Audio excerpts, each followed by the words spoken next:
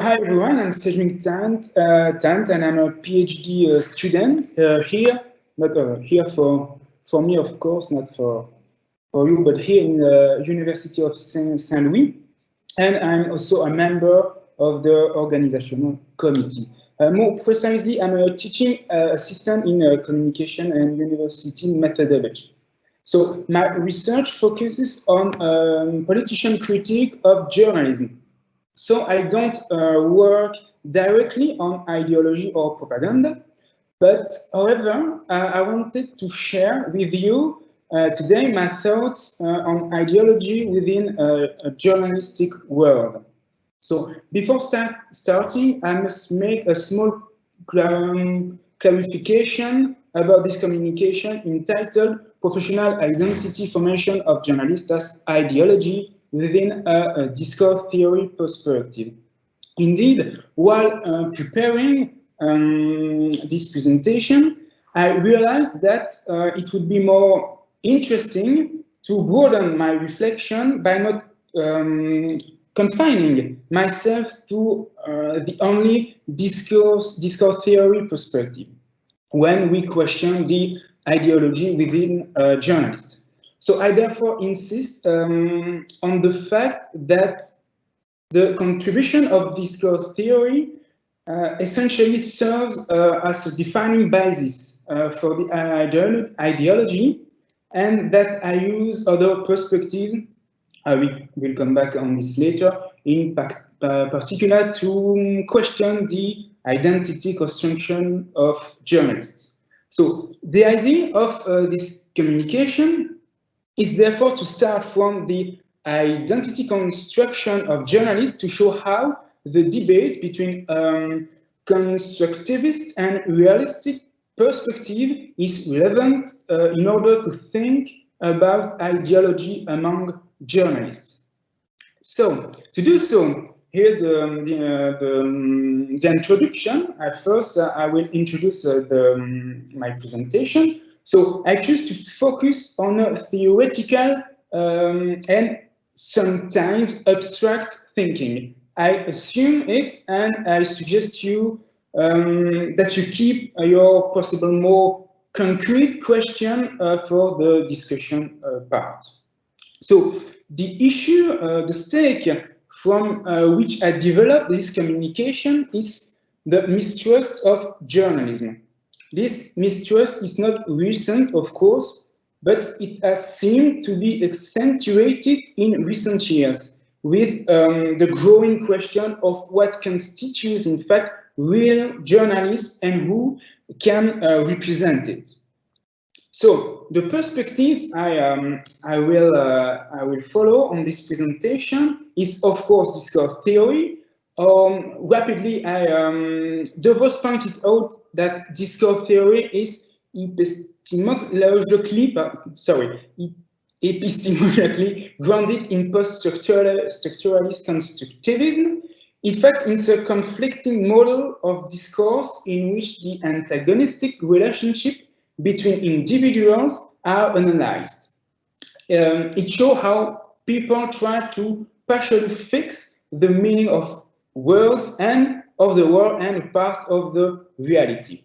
I still quote DeVos, who explained that an interaction between individuals is heard as struggle between conflicting discourses where each strives to impose its own system of meanings. So another perspective is, in fact, sociology of journalism, more specifically coming from France, that aims to understand and explain journalist practices.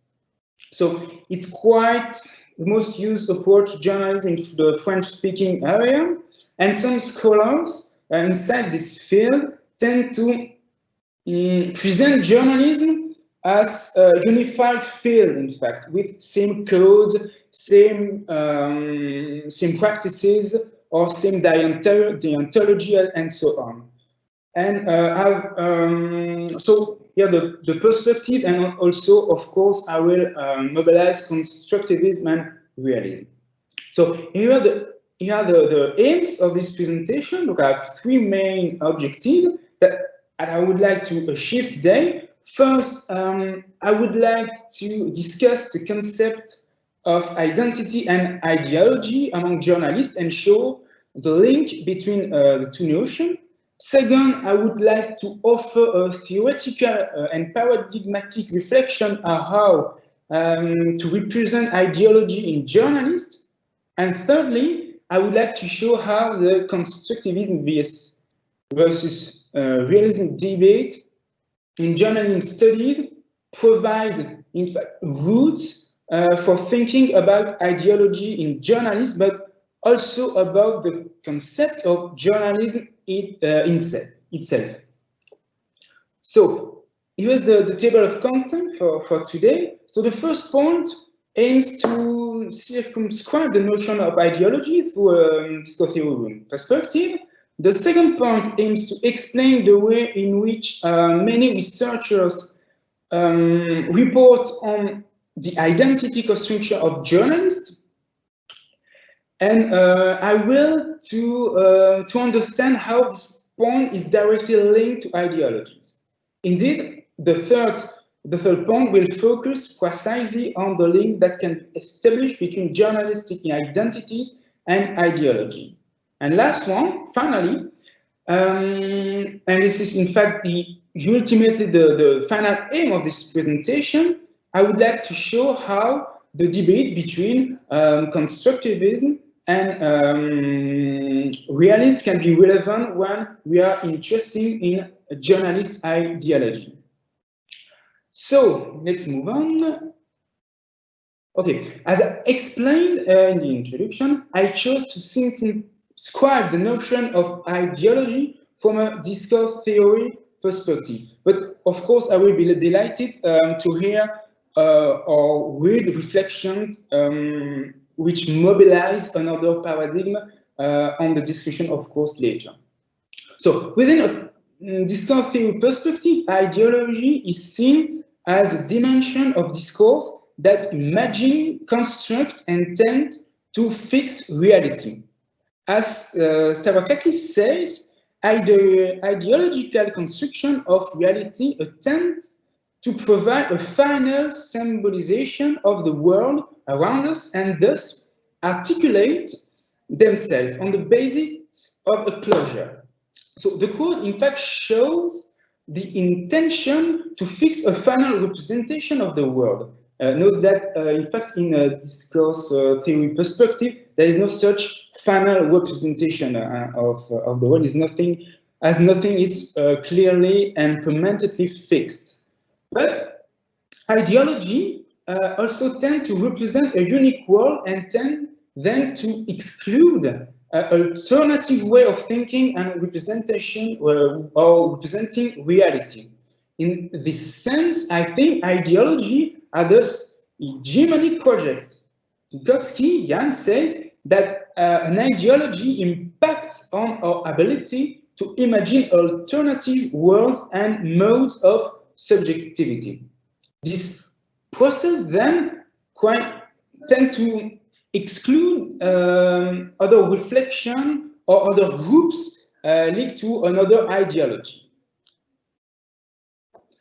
So this is why I believe that ideology are based on very strong identities, and that these identities are in fact particular interest to us.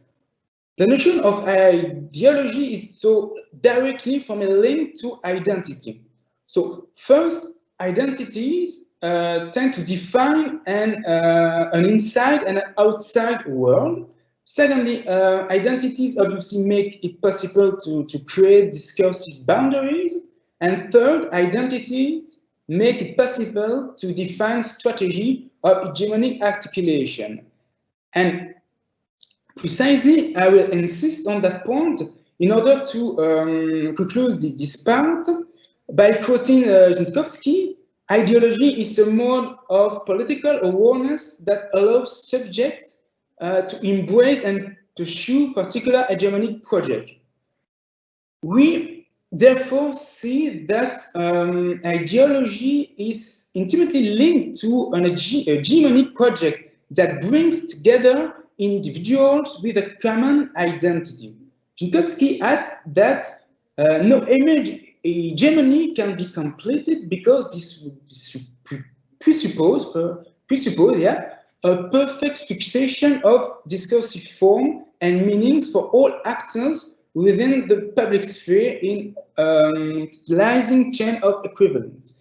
This means that from a discourse theory perspective, hegemony project can never be completed.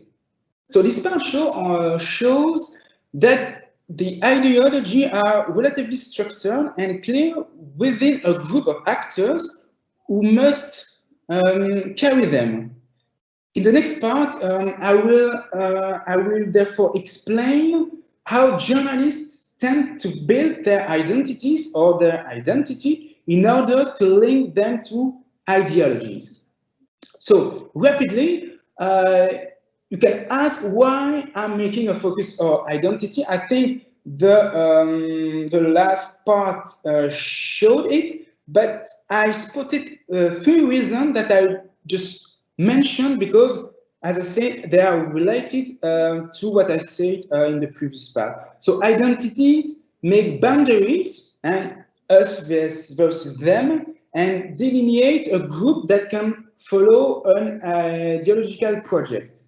Identities also allow to think about an ideological project linked to a particular identity or identity. I will come back on that later. And identities also question the link between the construction of identity and the ideology on plural. So let's move on specifically on the journalist identities. The identity construction of journalists is very complex and difficult to expose. So this is why I choose to approach it through 2 paradoxes. The first paradox exposes that on the one hand, the identities of journalists are blurred and unclear, and on the other hand, journalists produce, in fact, species above their identity. So let's see how I can say that identities are blurred. So firstly, identities are unclear as there are loads of different media that blur identity: radio, television, press, web, and so on. Secondly, there's also tension between supporters of new media and supporters of traditional media. Pélissier and Dioma Diallo have shown that, in the sense that adaptations to changes are not the same for them and others. And thirdly, Trudeau and others authors have shown that non-professionals who have practices similar to journalists find it even more difficult, in fact, to identify a profession. However, despite all I say, despite this identity complexity, many journalists produce a discourse on a identity, often then in the singular. So whether it's to assert their ethic or by wanting to limit access to the profession through, for example, the press card, journalists want to assert their identity. So here's the first paradox. The second paradox follows, in fact, directly the first, as so as I've already pointed out, the identity of journalists is quite unclear, but some discourse about identity are produced. However, journalists tend to reject standards, codes, rules, and so on about their identity. In this regard, Lemieux speaks of a civic requirement of independence. But what Lemieux clearly showed is that in this independence, or this independence, in fact, is expressed not only towards other social groups, but also towards journalists themselves, in fact. In other words, we can say that journalists produce discourses about identity while rejecting any idea of codes, laws, and others to define what they really are. Cedric, you have 5 minutes left. 5 minutes left, thank you. So let's move on quickly. Yes, quickly. So in fact, Lecam showed that identity is created from inside and outside a group of journalists. Lecam also saw that the identity often come from practices-oriented, professional practices-oriented. But this, they design, in fact, to like Roland said, there is a real desire among many journalists to express themselves as a well-identified group. And Roland also borrowed from Foucault the notion of a reflection of discourse to explain that a group tends to want to control discourse productions linked to its group. So, as I said, you can see I did a quick overview of identity construction of journalists, and it's not, of course, representative of all the work on the subject, but it shows, in fact, there is an identity production among journalists. So let's quickly move on to link journalist ideology. So saying, in fact, ideology in journalism is not new, of course. Van Zunen evokes a system based on ideological values that transcend gender or media differences inside journalism.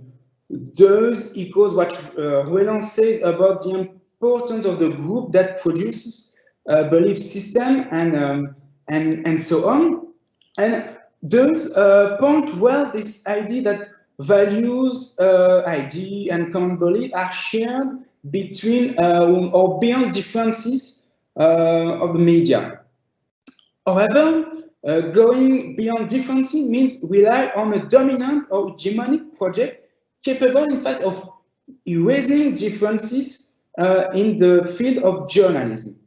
So for those, ideological values can be deployed to sustain operational closure, keeping outside forces at bay. So ideology are supported by values of journalism that are quite reflected in almost all newsrooms. And it brings me to the realistic versus constructivist vision of journalism. I will be short about that. So I believe that in order to reflect the nature of the ideology of a journalist, it's necessary to confront the realistic point of view with the constructivist point of view. So I will move on to show you really the realism one. So from a realist point of view, Matthian starts from the mistrust that the public had of journalists in the 19th to show that journalists, in order to counter this mistrust, must obey duty of truth. Realism applied to journalism's call for taking into account two essential notions, reality and truth. I have no time to get deeper on that, but it means that of course, I don't have the time to go in details, but